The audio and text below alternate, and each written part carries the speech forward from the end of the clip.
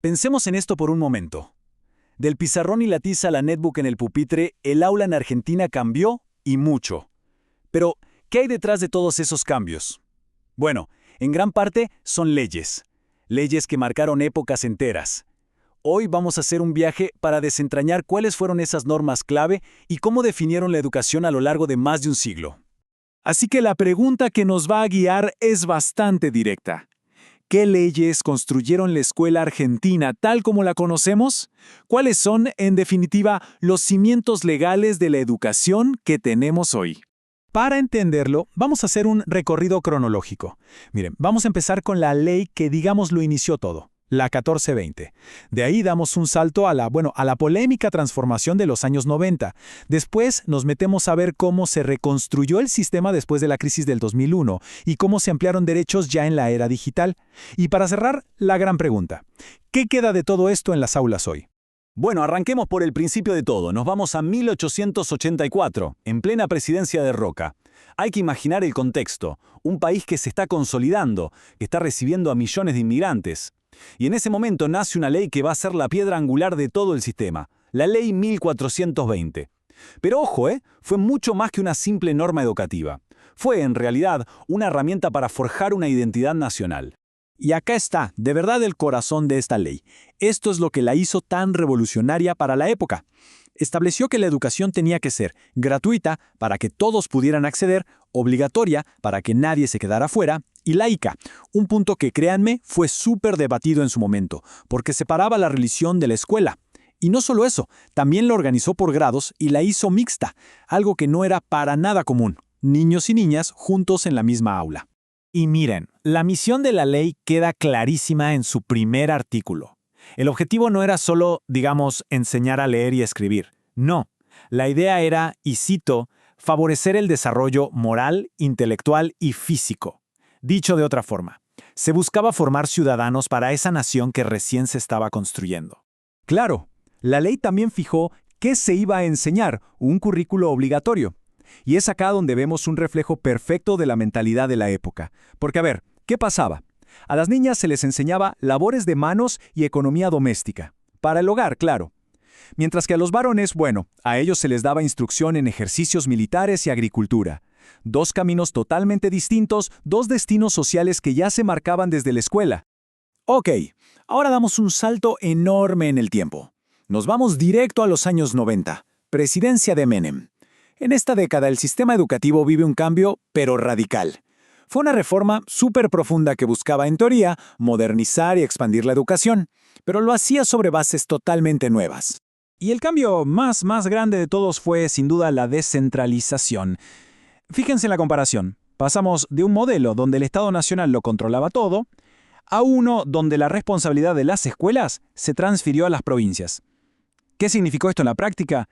Bueno, un giro administrativo de 180 grados, ni más ni menos. Con esto llegó la Ley Federal de Educación, que básicamente redefinió las reglas del juego.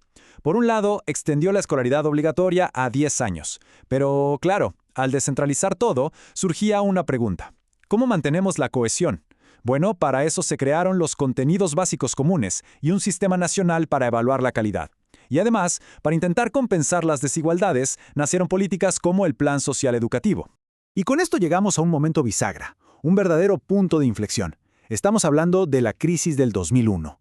Después de ese estallido social y económico, el país estaba, en una crisis tremenda. Y la educación, por supuesto, también. La respuesta del gobierno de Néstor Kirchner fue una catarata de leyes para intentar reconstruir y fortalecer un sistema que había quedado muy, pero muy golpeado. Lo que vino después fue, literal, una ráfaga legislativa. En poquísimos años se sancionaron leyes de un impacto gigante. Miren, desde garantizar los 180 días de clase y un piso de financiamiento hasta la introducción de la educación sexual integral, que por supuesto generó muchísimo debate.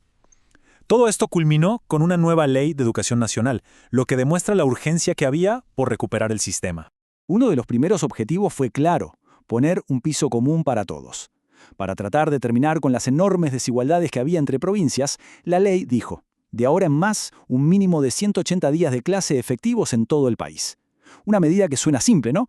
Pero fue súper poderosa para garantizar una base de tiempo escolar igual para todos.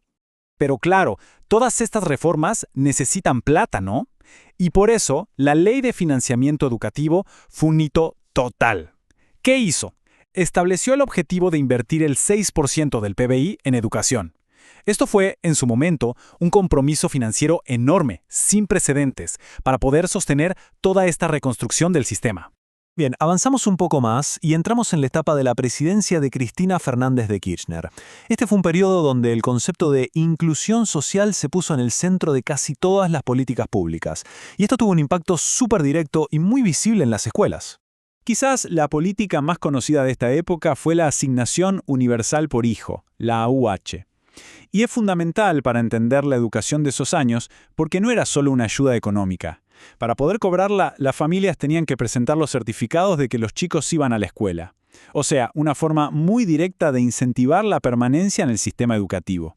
Y también fue en esta etapa que la tecnología, irrumpió en el aula a una escala nunca antes vista.